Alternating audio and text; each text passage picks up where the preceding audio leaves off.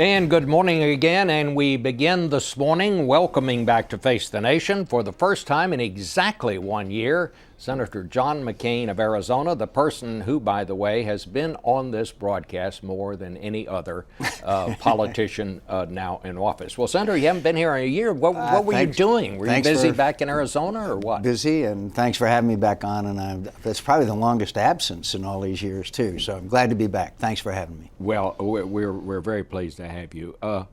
Where are you going to sit Tuesday night when the president makes his State of the Union? Are you going to join those sitting with members of the opposite party, or will you sit with the Democrats? Yeah, I'm going to sit with Tom Udall, and hopefully, I think Mark Udall may be sitting where I usually sit. And look, this whole thing is a good idea. I think it's been a bit overblown, but the fact is it's a good thing to do. Why not? The Udalls, for example, have been close friends of me and their family for many, many years, so let's sit together. And finally, could I just mention, it might be nice, maybe we cut back a little bit on all the jumping up and down, which I think, frankly, distracts from any president's speech when it's interrupted every 30 seconds by people jumping up and down, because the president isn't speaking to Congress, he's speaking to the American people. Well, you know, that's interesting that you should bring that up, because one House Republican, Paul Brown of Georgia, says this whole thing is a trap. He had said what the President Obama is trying to do is just to keep the Republicans from leaping up and making noise. Well, in all due respect, I kind of thought we were there to get a message from the president, and frankly, I think the cheerleading side of it detracts from the ability of any president, Republican or Democrat, to speak continuously to the American people without so many interruptions.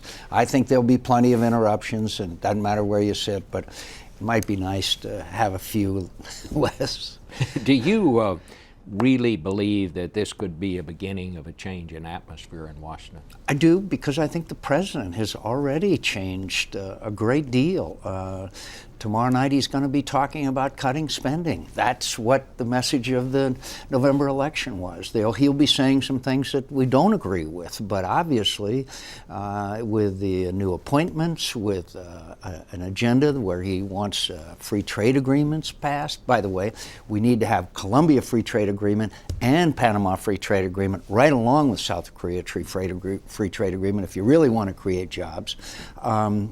So I think there's going to be a number of areas that we can at least find common ground on.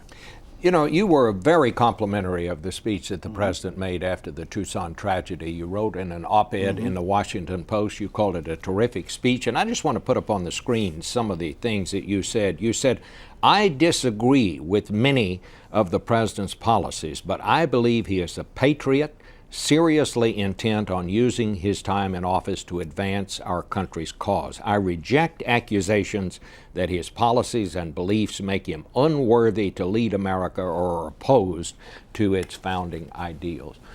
Who were you talking to when you wrote that piece, Senator? I hope the majority of Americans.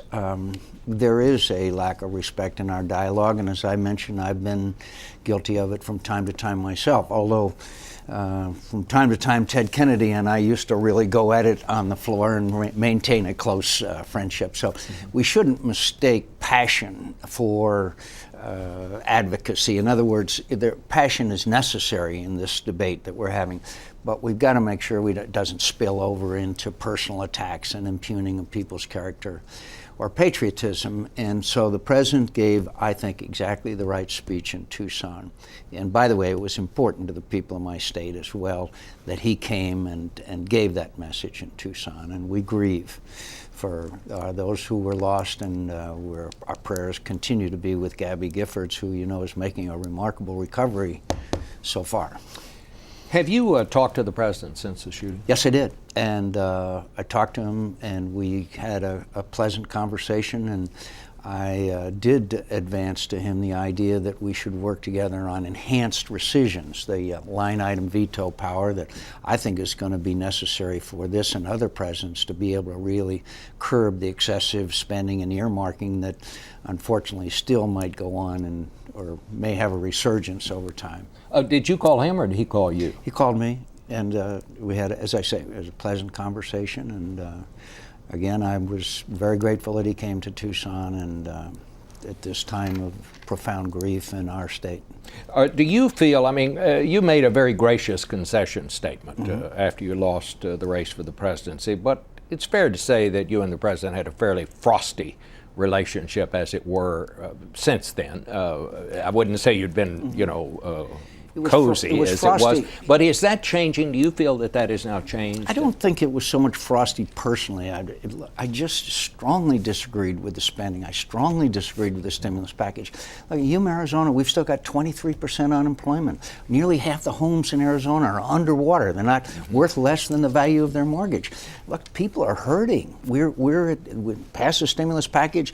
Unemployment will be 8% maximum. We know it's still at 9.4. So, and I not only didn't like what Obamacare or healthcare reform was about, but I really didn't like the way they did it. The backroom dealing that they said would not happen anymore.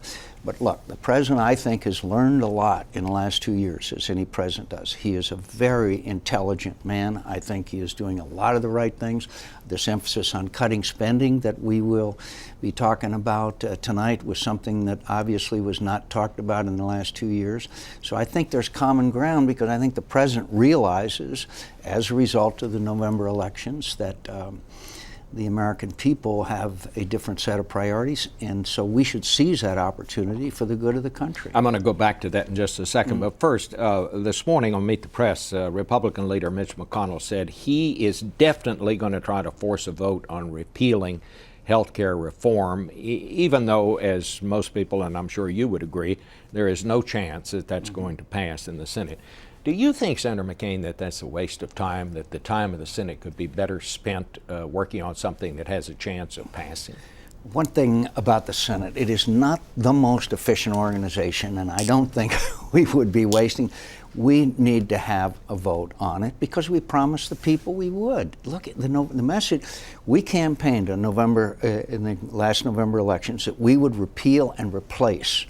And we have to have a vote on repeal so that everybody's on record whether they want to repeal.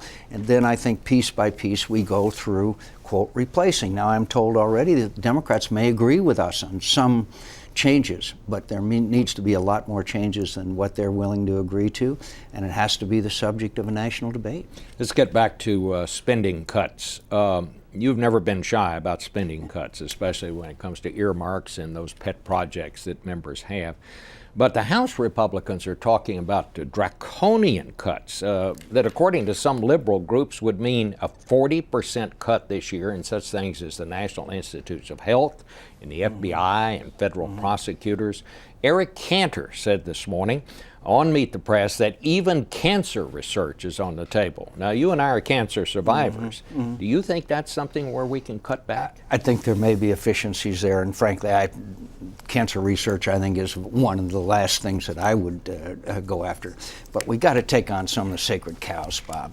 Agriculture subsidies are outrageous today. Ethanol is a joke. And it's a multi-billion-dollar spending, all ag subsidies, sugar subsidies, all these things. They have to be examined. The post office, a model of inefficiency. Horse and buggies in the days of when internets and communications have basically replacing it more and more. We have to go after the sacred cows, and then we have to go after entitlements. And entitlements have to be on the table sooner rather than later. You and I could write the solution to Social Security problems on the back of an envelope. What we have to do is sit down together and go through those remedies. Medicare is going to be much more difficult, but we have to go after the sacred cows, and we have to go after entitlements. And the longer we wait, the worse the problem is going to be. We have saddled our kids and grandkids with a debt that is unconscionable and unsustainable and outrageous. The Obama administration says it's going to increase the use of military commissions now to try to prosecute some of those Gitmo detainees. You were one of Gitmo, yes. Yeah, in Gitmo. You were one of the few who said we ought to close Gitmo. Is this a sign that you can close Gitmo right now? It's not going to be closed. Right now. They've badly mishandled this entire issue from the beginning. But Lindsey Graham and I and Joe Lieberman will be coming forward with another package to try to solve this whole issue issue of what we do with detainees. To try them in New York City, colleague Sheikh Mohammed in New York City, of course, was the nuttiest. So it's good to have these trials convened in military commissions and in Guantanamo, and we'll be proposing a package that hopefully we'll work with the administration on that will give us a clear path as to how to address these people. Bob, don't forget that nearly 30% of the detainees who have been returned to the country they came from have re-entered the fight. That's unacceptable. All right. John McCain. Thank you. Welcome back. Glad to have you. Hope we'll have you more frequently than over the past year. Thank you, my friend.